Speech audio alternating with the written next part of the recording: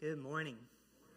It's great to be together today, great to worship with you. May God indeed restore to us the joy of our salvation. I think that's a beautiful prayer that believers in God have been praying and singing for many, many, many hundreds of years. And great to be able to sing that with you this morning. Welcome to those who are with us online today as well. We're glad you're here. We're getting back into Genesis today. If you want to get out your Bible and start turning to the first book in it, that's where we're going to be this morning. So several years ago, country music artist named Brad Paisley wrote a song, sweet little song called Anything Like Me. I think Brady Jackson's probably very proud of me right now for quoting a country music song. About the only time I listen to country music is when I'm riding in Brady's truck. But there was a time in my life when I listened quite a bit. This song came out during that time. So in the song, Brad Paisley has just learned that his wife is expecting a baby, is going to be expecting a son. It's going to be a baby boy.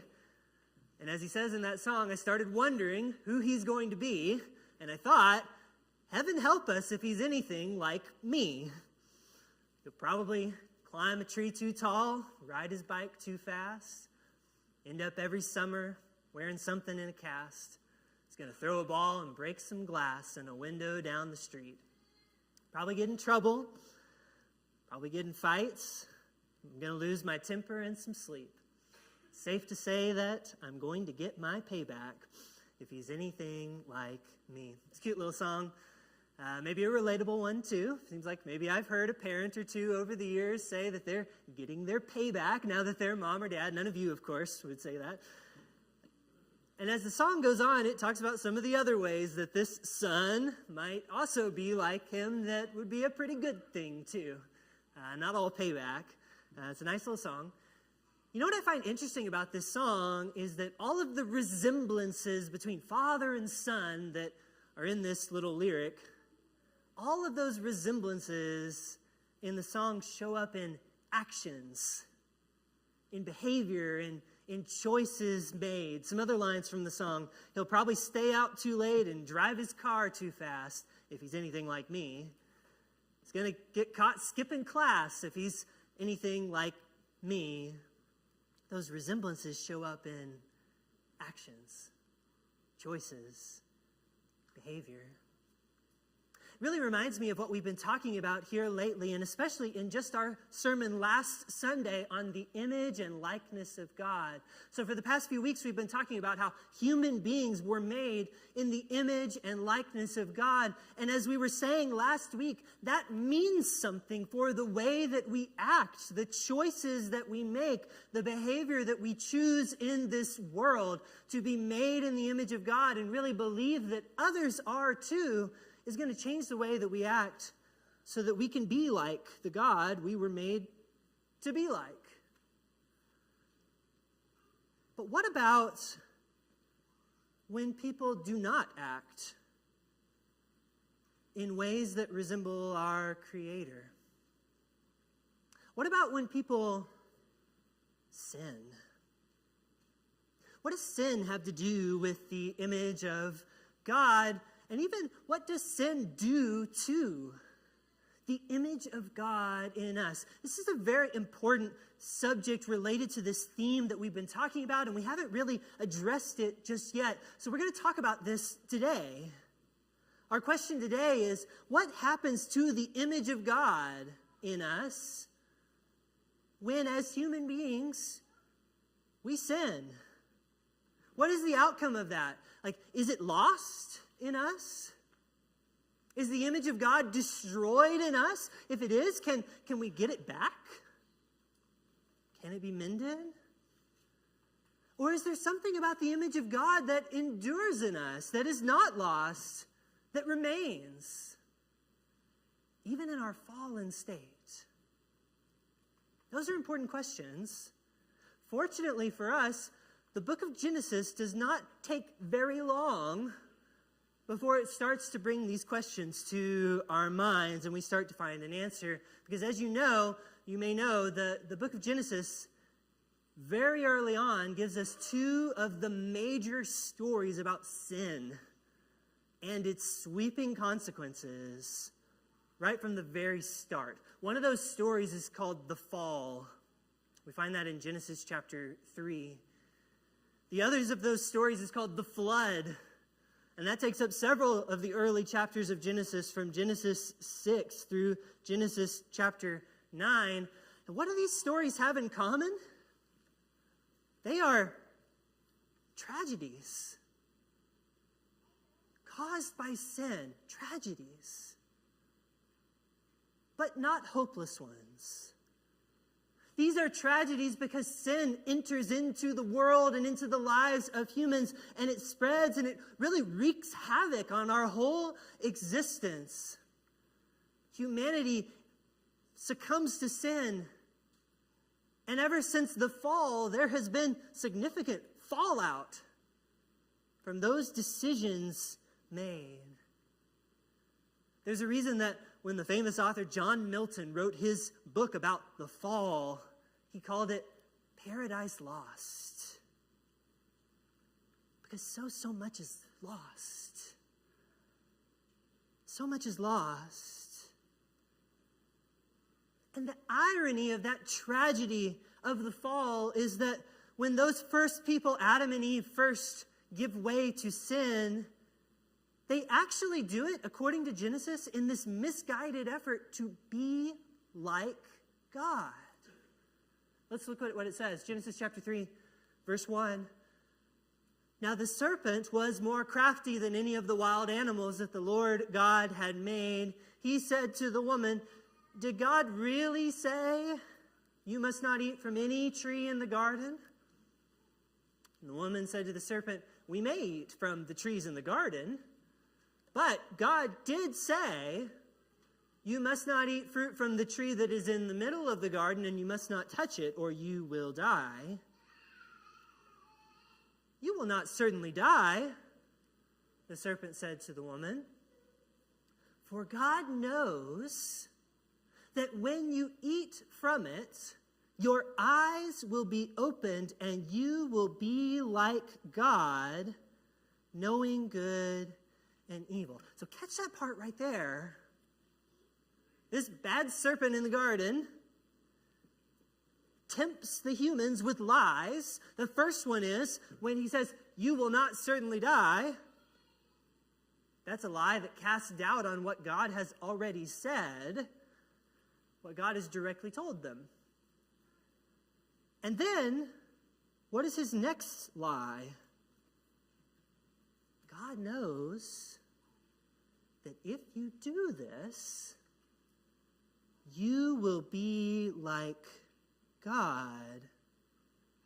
So the irony is, the serpent is tempting the only part of God's creation who are his image bearers, the only ones that were said to be made in the likeness of God.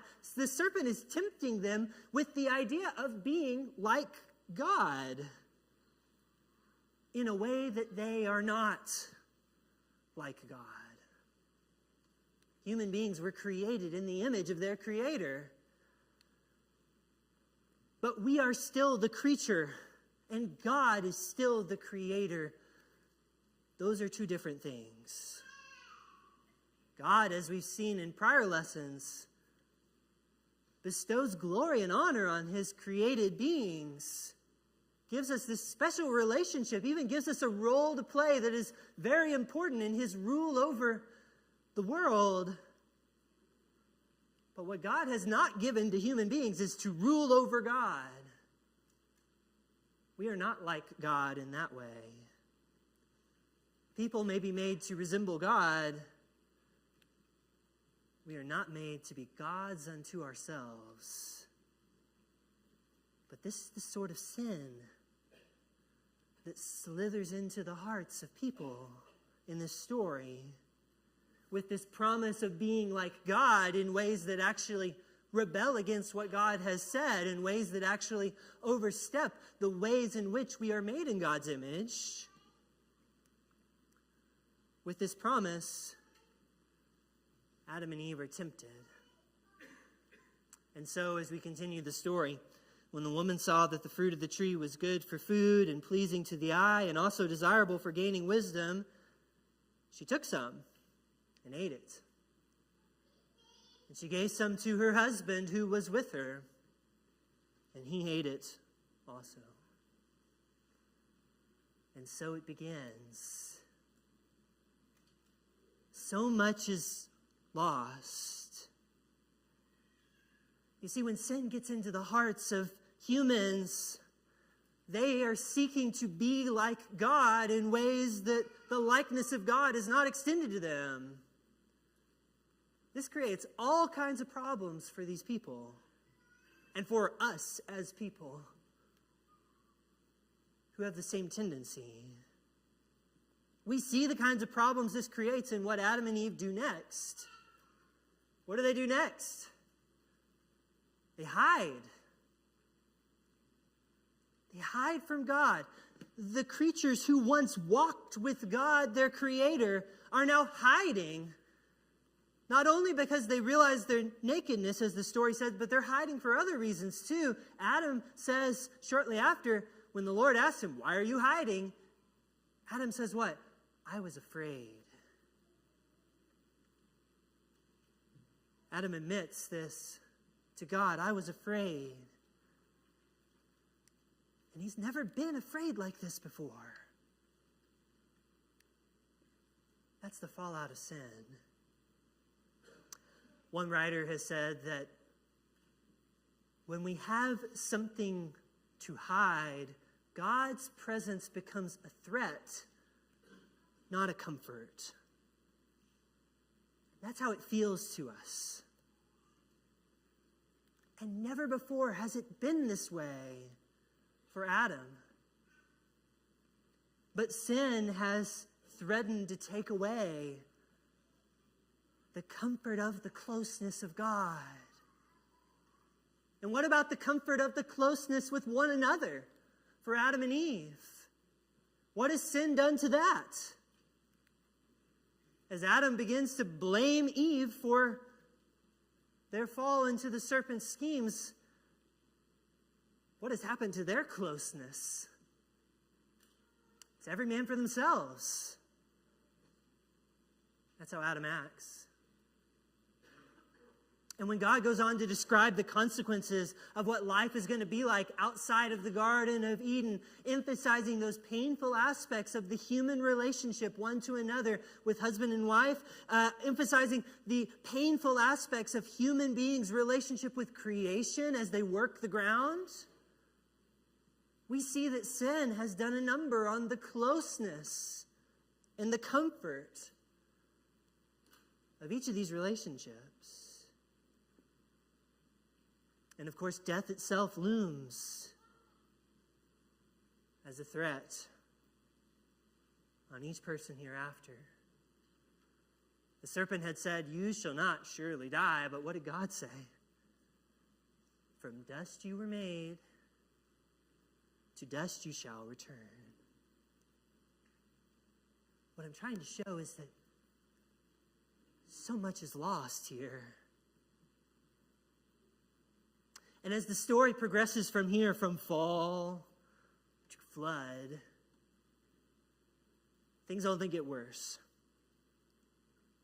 You know, you could really say in a way that God was not the first to flood the earth. Sin was. Because sin comes sweeping over every corner of the earth. And in Genesis chapter 6, it says the earth was corrupt in God's sight and was full of violence. And God saw how corrupt the earth had become, for all the people on the earth had corrupted their ways. This is, in Genesis, his own words, the reason for that horrible reset that is the flood. It was that sin, and especially violence, had already flooded every corner of the earth. Only Noah was righteous before God, and only Noah and his family are spared from that awful storm. In these stories, we get a glimpse of the seriousness of sin and the havoc that sin wreaks upon humanity. Sin threatens every human relationship that matters. Humans' relationship to God, humans' relationships to one another, humans' relationship to the rest of God's creation.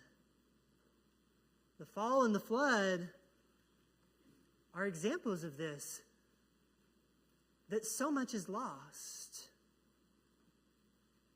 Of course, we could know this simply by looking at the cross itself. Because if sin were just a trifling matter, then the cost of the cross would be absurd. Because why would God give so much if sin costs so little? But of course, it does not cost little. It costs exactly what Christ gave. It costs everything. In Galatians chapter 2, Paul says that only the cross could possibly offset the cost and the overwhelming effects of sin upon humanity and the world. And if we think otherwise, then what we're really saying is that Christ died for nothing. What I'm saying is, much like the flood and much like the fall, even the cross of Christ itself reveals just how costly sin is in God's eyes. Just how much is lost when sin takes hold of our hearts and lives. And yet, as much as sin wrecks and wreaks havoc in our lives and even puts our very souls in peril, as much as may be lost in the destruction of sin, one thing that I believe is not lost is the image of God in you. The image of God is not lost. Even when sin does its worst. Here's why I think we can know this and why it matters. Well, how can we know this? Well, for one, the scriptures themselves give us some pretty strong evidence that humans do not stop being God's image bearers even when we do a very poor job reflecting the glory of God. This is true even after sin enters the world. We have looked today at the fall, and we have looked today at the flood. And wouldn't you know it, after the fall, in Genesis chapter 5, God continues to call human beings his likeness. This is after Cain and Abel. This is after the sin of Adam and Eve. And you might say, well, maybe God's just describing how he made them in the beginning. Well, look at this from chapter 9. After the flood, God gives this instruction for moving forward about protecting human life and not taking it. And what is the reason that God gives for why everyone thereafter should not take human life lightly? It's that human beings are made in the image of God. In the image of God, God made them. This is written as instructions for people after the flood, after sin has touched every corner of the world. We know that all people have succumbed to sin, except for Christ himself. And yet, even though so much is lost in the wreckage of sin, could it be that God still sees his image in you? We've talked about several ways that God's image shows up in our lives. And these are ways that God continues to use us and see us even after sin has gotten a hold of us. God continues to share his work in creation with humanity to do his work, even though we're not the most reliable partners in it. And yet we have this role from him.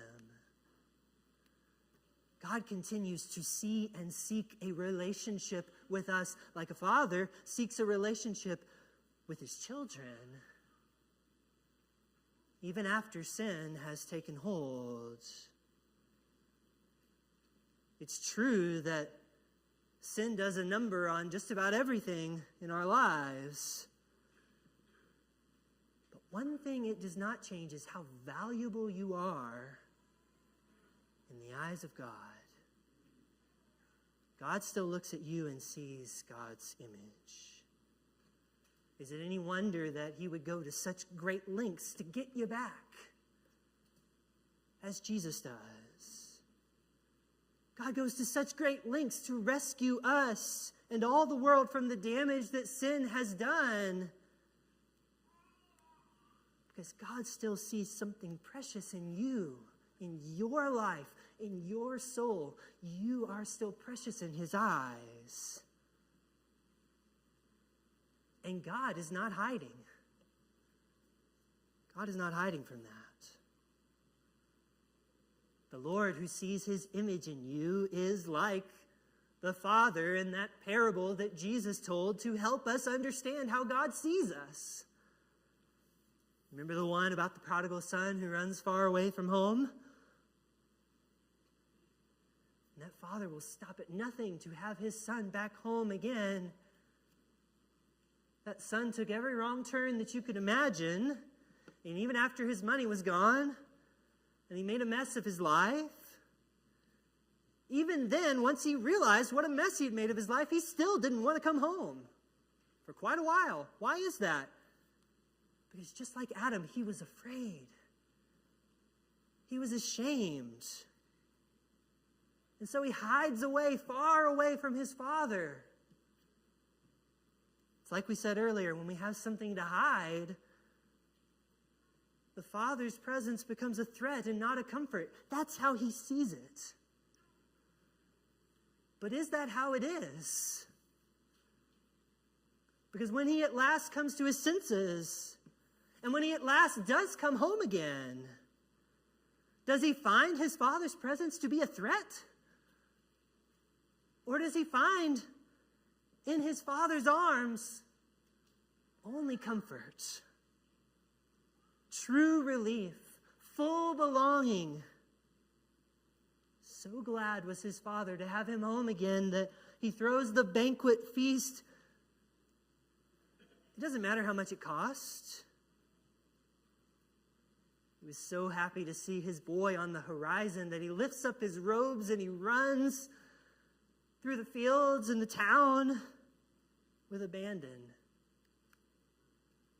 Whatever it took to have him home again. The damage was great,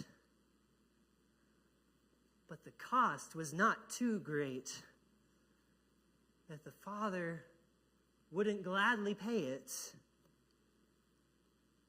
if only he would come home. And so it is with you today. I want you to know two things today. I want you to know the cost of sin and take it seriously. Sin so costly that God would give his life on the cross for us. But I want you to realize that no matter what you may have done in your life, and no matter how much you need grace, as we all do, I want you to know that God still sees you as precious in his sight. So precious that God was willing to pay the cost. Because that's what you mean to him. So much is lost because of sin, but not that. God still sees you as precious in his eyes. And he's not hiding. When we have something to hide, God's presence becomes a threat, not a comfort, is what we tell ourselves. But there is comfort. There's comfort for the sinner. There's comfort in the Father who sees in you his image, sees you as precious in spite of everything. I can just imagine the Creator who loves you, longing for you to know that you do not need to hide from him, but only to come to him. Can you see the father of the prodigal son? See him running to meet his beloved. And as he runs, in his mind, I think he must be thinking, my beloved one is going to come running too. When he knows how much he means to me, he'll come running too, if he's anything like me. Maybe it's time for you to come to Christ. In our lives, we are tempted to hide away from his love because it's hard to trust that he could really love us like he does, and yet he does. Could you today take comfort in the Lord by coming to him and seeking his grace and forgiveness in your life, if for the first time in baptism, which washes us clean? Or perhaps you might seek it again if your life needs to turn back in his direction. The Lord is not hiding, but running to you. He wants to see you run toward him as well. If you're ready to run toward him today, I would invite you to come while we stand, while we sing.